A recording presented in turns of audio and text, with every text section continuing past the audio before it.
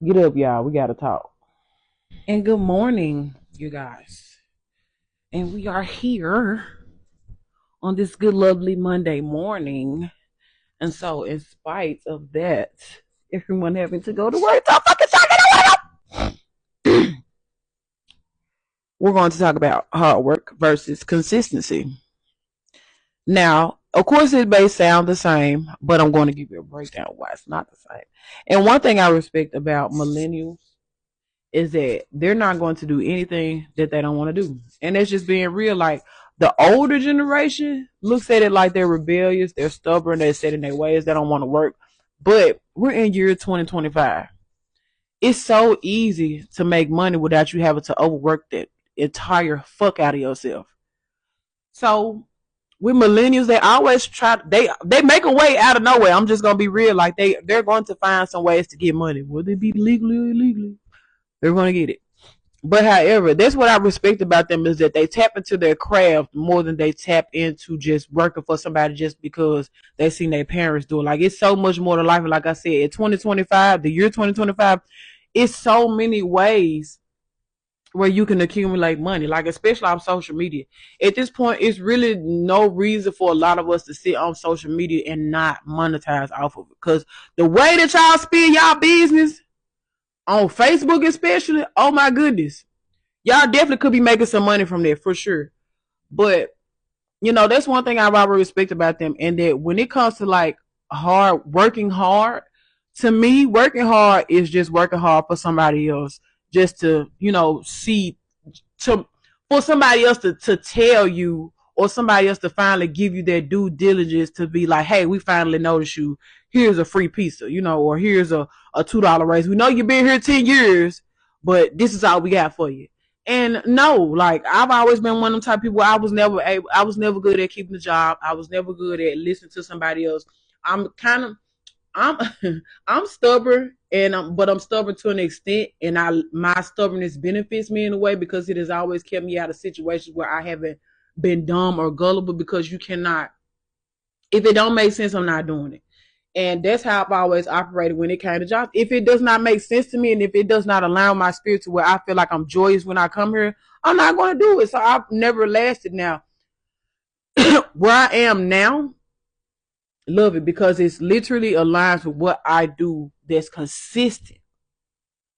So I feel in line with what I do consistently, and I work hard at that because naturally what I'm good at, and because I'm consistent with it, I got to where I am now in my position. I didn't too much have, when I thought I had to work hard for, I wasn't getting noticed. But when I just allowed myself to be consistent with what I'm doing and allow other people to see me, catch it, y'all, catch it. It worked out for me. So I said this to say, when you are good at something, a lot of times we stop because we don't see the monetary value in it. So we feel like, damn, I ain't making no money right now, so I'm not gonna do this shit. But temporary, long term happiness and longevity and peace and abundance is so much better than temporary happiness. If you get what I'm saying, like you'll work so hard for something that you see now versus going hard for something that you can possibly see the fruits of your labor prosper and build abundantly in the future, if you get what I'm saying. Because we so much in a hurry. I don't know what the fuck we be rushing for in life, but we feel like we have to get to a certain part in our life where if I don't have this by now, then what? But what's the then what? That's the crazy part about, like, what is the then what? Like, what is it that you're rushing for that you feel like you have to have all this done right now? And I think it's just because we're in a time space where we feel like we have to keep up with somebody else. But once you are starting to tap into your spiritual side and not your humanly instincts, you'll understand that everything is happening in divine time on your own time. It's just the things that in order for you to get where you are, you have to go through certain things. So if you're asking for abundance, you have to learn how to be broke first. If you're asking to have a successful business, you have to learn grace, you have to have wisdom, and you most definitely got to learn how to have some patience. Because one thing I've learned and that I've taught myself is that pray for the things in the midst of the big things that you actually want, because they're the small, intricate things that you need in order for you to prosper abundantly. So with me, my patience is very low, especially with people. I'm not even gonna lie to you, because it's like, as much as you want people to operate and think with common sense, we have to get to an understanding where everybody does not think like me, or everybody does not think like you. So we're not all one the same. That's why all of us are different people. And so one thing I've always told people is that I'm not biased. I'm always down to look at different perspectives, because two things can be true. It's just I have a way of thinking and you have a way of thinking, but together I feel like we can, collaborate and do big things. So it's just one of the things where you have to definitely learn how to have patience with other people. And so when I prayed for patience, I had got things in my life that definitely tested my fucking patience. My God, definitely had things in my life that tested my patience. But over the time, you can't. I'm at a point in my life where you can't move me. God has shown me so many things that I thought could not happen for me or to me. And he has showed out, like, things that I just thought just could not be done. He's done it for me. And so I've always applied that to things in my life, especially when it comes to the longevity of what I want to do. So, like I said, with that being said, pray for the I don't even want to say they're small. They're not small, but they make a big impact on what your future would look like. So like I said, if you're a person that has prayed for patience, you're going to get some stuff that's going to definitely test it. If you have paid for grace and wisdom and forgiveness, you're going to have people that's going to come back into your life.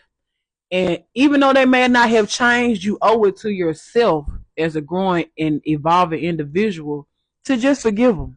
It's not for them. It's not for the satisfaction of them. And once we get out of that mindset, that once we get out of our ego and we learn that a lot of times it's not about them, it's more so for me, you will see your blessings come in a lot faster, and you will start to see things move a lot more swifter and quicker for you. Now, watch what I tell you now. Just give yourself a week to apply these things to your life and just watch how things will just miraculously turn over in your favor. Because I feel like when you hold the things into your heart, it stops you from receiving your blessings.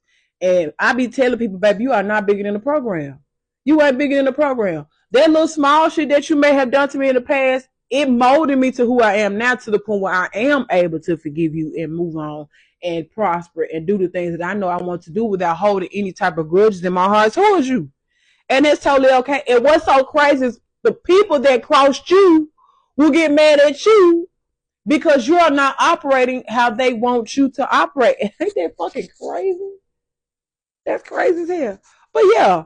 So, like I said, when you asking God for a bigger life, or you asking God to bring you the things that you want, just be prepared to know that you're gonna come across some crossroads and some old things that you probably buried that has to resurface in order for you to elevate.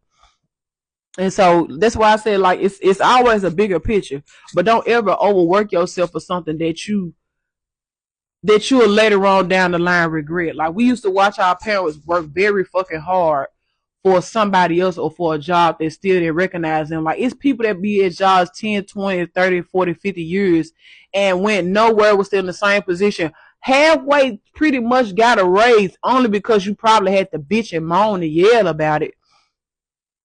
And then just to not get nowhere and then retire and do what? And then even when you retire, you probably still having to work, some small ass rinky dick ass job just to keep up, with the particular lifestyle that you may have had, versus being consistent, where it's so crazy when you think that the things that you have to worry about, you don't even have to worry about.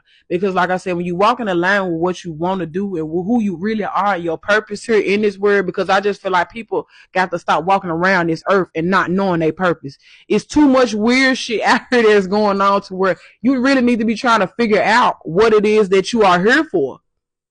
When I date, I've always dated with intention. I've always had asked the man, what do you see yourself going? Or what do you see yourself doing in the next 5 years? And if you don't know, that's scary, because you just skating by. Now, I'm not saying it's somebody young, but it be people in their 30s, their late 30s that still don't have absolutely no idea why they're here. None. Not even a pinch of it. And so when I started setting boundaries on what I wanted in my life, especially when it came to dating, I definitely found the man that knew, and he was dating intentionally. He knew exactly what he wanted. He has a natural skill set. He knows how to evolve and let that skill set work for him. And so, like I said this to say this, y'all be consistent. I don't give a damn if you probably only got 5 cents in your name. Those are definitely the people that made it. And those are the people that have stories. Because a lot of them that are successful, they didn't come from a successful household. They came from nothing and turned it into something. They had to learn something about themselves, because when you come from an environment where they don't know any better, if you don't have the mental strength to get yourself out of that particular type of environment, because it's something, I know it's something deep down in a lot of us that say, it got to be something more than this. It got to be something more than this. And I always preach about free will, because we always have the free will to do whatever it is that we want to do. It's all about you taking that chance. Because like I always tell people, if you really want to win, the risk is in the reward. It is. And we be so scared because we think as a human, and we feel like, okay, well, the bills still got to be paid, the kids still got to eat. When you're doing what you're supposed to, those are the last things that you got to worry about. God has already handled a lot of that for you. That's where faith over fear comes in. That when you have faith, what is fear? When you know, if God had put it on your heart to give you this idea, to give you this skill set, why are you in fear of what the possible outcome might be, when all you got to do is just do it? You'll never. One thing about me, I've always learned to say, I'd rather do it than not have done it and don't know where I could have been. You see what I'm saying? So I always think about that, because of course you taking a risk every day to go to a job here. You don't know if you're gonna get laid off, resign, furloughed. It could quit, go out of business. Anything can happen, especially with other businesses. And that's the scary part about it. No matter how much you may work for somebody, they have the ability to still get rid of your ass. So with that being said, why not just figure out or start tapping into what you are good at that could last you a fucking lifetime? Hello, y'all. Think about it. Like the simple things, it's so many ways where God will open doors for you that your job probably could, or just your environment just couldn't. If you get around the right people, you do what you're supposed to, doors and connections and network will open so many doors for you. Like, watch what I tell y'all that. Like, when I really started focusing on what I wanted to do, I had so many doors that opened for me. But it's just getting back in that mindset where it was like, okay, it ain't taking off how I feel like I want to take off, so I'm finna just stop. And that's what we fuck up at, is because when we feel like we don't see things popping off instantly, we stop, because we feel like we got to have something right now.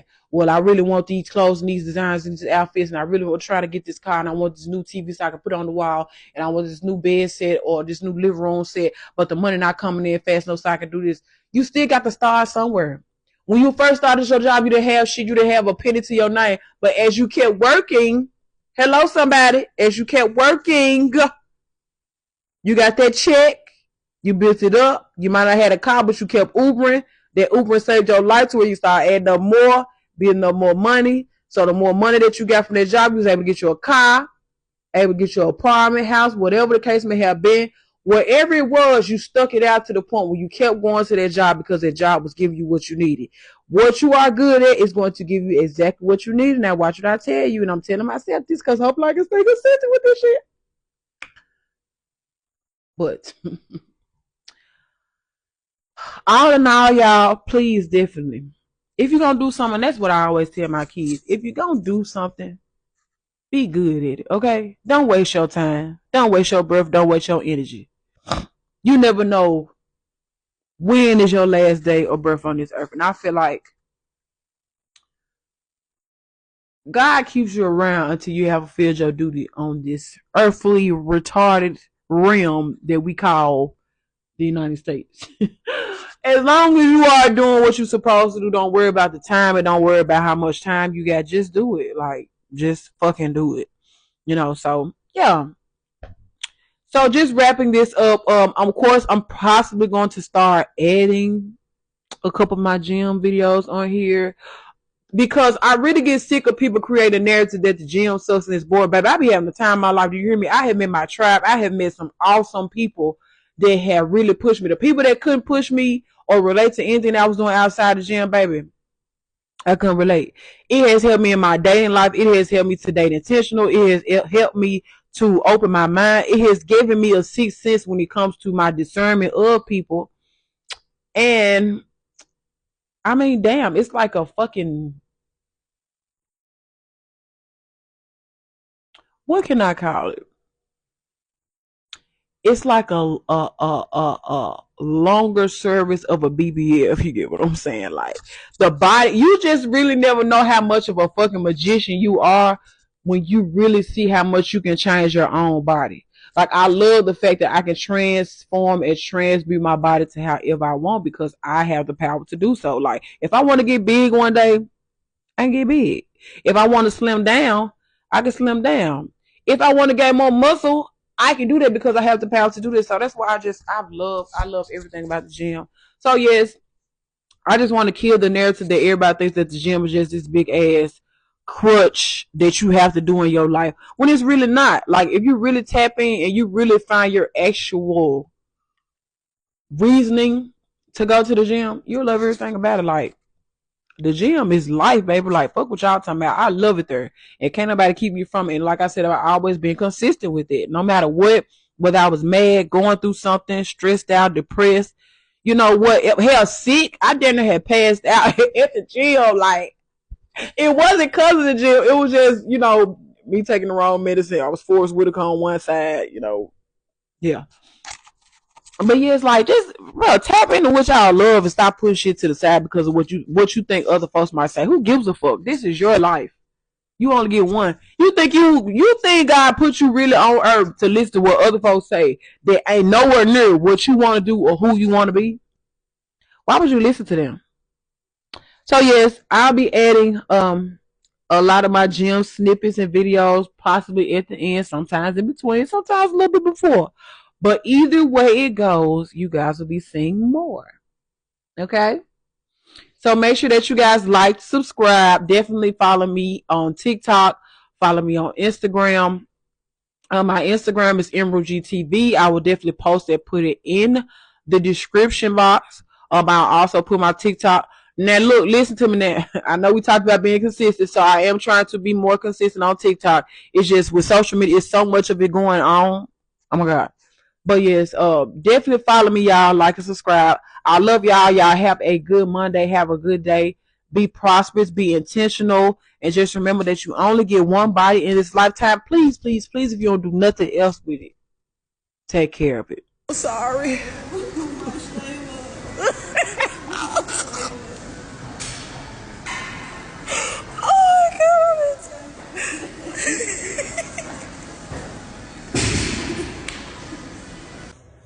Oh my God. Damn, that shit fucked my hands. I don't got it. Huh? I ain't. Especially when your hands cold. Damn, feel that. Damn. That middle one though, feel that middle one. That junk's so fucking bad. What's you throwing for? You don't like what that do?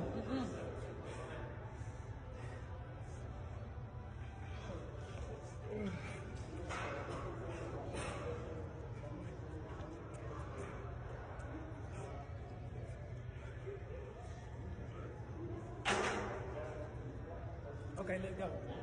Now I'm gonna let y'all get on the trail. I see.